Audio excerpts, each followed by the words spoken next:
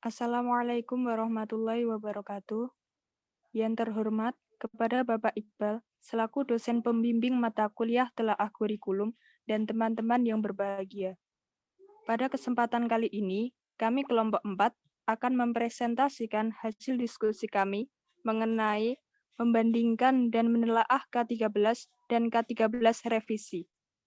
Saya Laili Mufidatul Hasanah, selaku moderator akan memandu jalannya presentasi kali ini. Sebelum itu, izinkan saya untuk memperkenalkan anggota kelompok kami yang terdiri dari 1. Iza Umniatul Arifah, 2. Aziz Islamuddin, 3. Harisma Khalifatur, 4. Aulia Rahayu, 5. Latifatul Izzah, dan yang terakhir saya sendiri Laili Mufidatul Hasanah. Selanjutnya, penyampaian materi yang pertama akan dibacakan oleh Mbak Iza. Kepada Mbak Iza, dipersilahkan. Baik, terima kasih kepada Mbak Laili atas waktunya. Jadi saya akan menyampaikan materi pertama yaitu kurikulum 13.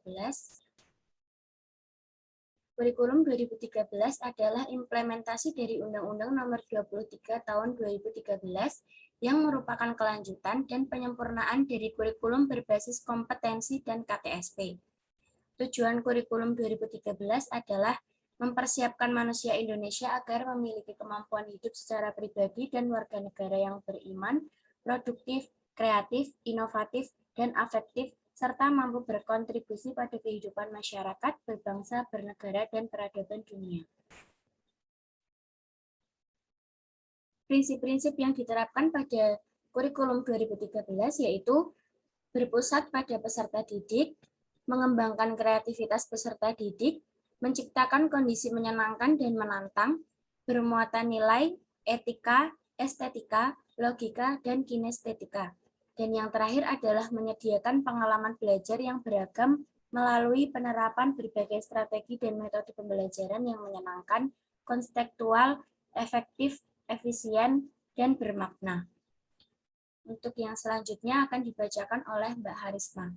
Kepada Mbak Harisma, dipersilahkan. Untuk selanjutnya, yaitu materi tentang perubahan besar dalam kurikulum K13. Yang pertama, yaitu perubahan pada konsep kurikulum. Kurikulum K13 itu seimbang antara hard skill dan soft skill-nya, dimulai dari standar kompetensi lulusan, standar isi, standar proses, dan standar penilaian. Yang kedua, yaitu perubahan pada buku yang dipakai. Pada K13, buku ditulis mengacu kepada konsep kurikulum, yaitu kompetensi inti, kompetensi dasar, dan silabus. Dan yang kedua, saat mengajar terdapat buku siswa dan buku guru. Yang ketiga, buku siswa ditekankan pada activity based. Perubahan yang ketiga yaitu pada proses pembelajaran. Pada kurikulum K13 lebih mengedepankan pengalaman personal melalui observation-based learning untuk meningkatkan kreativitas peserta didik. Dan yang keempat adalah perubahan tentang proses penilaian. Proses penilaian pada K13 menekankan pada prosesnya, bukan hanya pada hasilnya saja, dan memberikan keseimbangan antara kegiatan terstruktur dan ekspresif. Selanjutnya, yaitu implementasi K13. Pada implementasi K13 terdapat pro dan kontra. Pihak pro berpendapat bahwa K13 memiliki visi yang bagus dalam perkembangan pendidikan, dan dengan adanya K13, penyediaan fasilitas belajar semakin efisien. Sedangkan pihak kontra berpendapat bahwa sistem penilaian pada K13 itu rumit, dan wali murid merasa kasihan melihat anaknya belajar ekstra di usia dini. Untuk materi selanjutnya akan disampaikan kepada Mbak Aulia. Katanya saya Terima kasih. Untuk selanjutnya saya akan menjelaskan tentang standar kompetensi lulusan kurikulum K13. Di sini yang dinilai ada 3, yaitu yang pertama sikap, di mana siswa harus menerima, menjalankan, menghargai, menghayati, mengamalkan.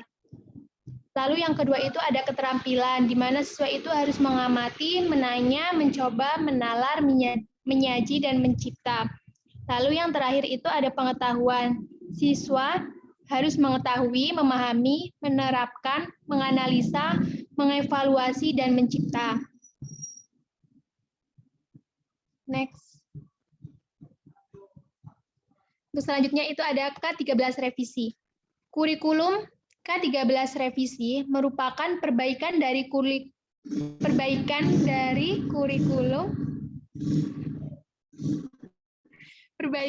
kurikulum sebelumnya dengan sejalan perkembangan zaman. Kurikulum 2013 revisi diberlakukan pada tahun ajaran 2017. Kurikulum 2013 yang dinilai memberatkan kini telah direvisi oleh Kemendikbud sehingga diharapkan tidak lagi memberatkan dan setiap sekolah dapat menerapkan kurikulum 2013 revisi, yaitu pada tahun ajaran 2016-2017. Untuk materi selanjutnya akan dipaparkan oleh Mbak Tifa, kepadanya dipersilakan.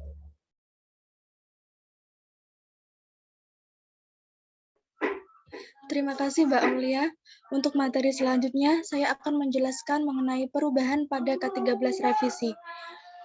Yang pertama yaitu penyederhanaan aspek penilaian siswa oleh guru. Yang kedua, tidak ada pembatasan berpikir siswa. Yang ketiga, silabus K13 revisi lebih ramping hanya 3 kolom. Yang keempat, menggunakan metode pembelajaran aktif. Yang kelima, penilaian sikap kompetensi inti 1 dan kompetensi inti 2 ditiadakan di setiap mata pelajaran, hanya agama dan PPKN. Next. Yang keenam, skala penilaian 1 sampai 100, penilaian sikap diberikan dalam bentuk predikat dan deskripsi. Yang ketujuh, remedial diberikan untuk yang kurang, namun sebelumnya siswa diberikan pembelajaran ulang. Nilai remedial adalah nilai yang dicantumkan dalam hasil. Yang ke-8, pendekatan saintifik 5M bukanlah satu-satunya metode saat mengajar, dan apabila digunakan, sunahnya tidak harus berurutan. Yang terakhir, dalam RPP tidak perlu disebutkan nama metode pembelajaran yang digunakan dan materi dibuat dalam bentuk lampiran berikut dengan rubrik penilaian. Materi selanjutnya akan dijelaskan oleh Mas Aziz. Kurikulum K13 revisi lebih menekankan untuk tercapainya kompetensi sikap, pengetahuan, dan keterampilan. Dalam implementasi kurikulum K13 revisi, guru, kepala sekolah, dan pengawas dituntut untuk senantiasa belajar agar dapat mengembangkan dan memperkaya diri melalui informasi baru yang berkaitan dengan pembelajaran dan peningkatan kualitas pendidikan pada umumnya.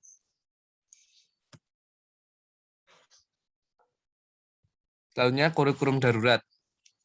Dampak dari adanya pandemi COVID-19 adalah dengan diliburkan semuanya kegiatan pembelajaran di sekolah dan diberlakukannya pembelajaran jarak jauh dengan sistem daring. Kemendikbud mengaku telah banyak menerima keluhan dalam pembelajaran daring. Adanya problematika tersebut, Kemendikbud membuat suatu kurikulum darurat dengan kompetensi dasarnya masih mengacu pada K13 revisi. Pada penerapan kurikulum darurat adalah kurikulum yang disusun dan dilaksanakan oleh satuan pendidikan pada masa darurat. Implementasi kurikulum darurat di setiap satuan pendidikan bisa berbeda-beda, sesuai dengan kondisi dan kebutuhan pada daerah masing-masing. Tujuan kurikulum darurat dengan kurikulum darurat ini dapat tercapainya kurikulum yang sederhana, sehingga bagi guru dapat berfokus pada pembelajaran yang esensial dan konseptual. Sedangkan bagi siswa diharapkan tidak terbebani tuntutan kurikulum sekolah yang harus terpenuhi. Selanjutnya saya serahkan ke moderator. Baik, terima kasih kepada teman semua yang sudah memaparkan materinya. Demikian presentasi dari hasil diskusi kelompok kami. Kurang lebihnya kami mohon maaf. Wassalamualaikum warahmatullahi wabarakatuh. Waalaikumsalam warahmatullahi wabarakatuh.